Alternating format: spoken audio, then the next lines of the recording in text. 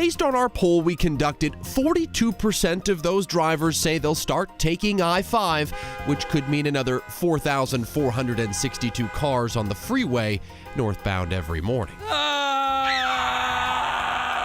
The next most popular alternative to the viaduct will be the tunnel, according to our poll. 22% of drivers say they'll give this thing a try, which means an estimated 21,039 vehicles will use the northbound lanes every morning. And then there's mass transit.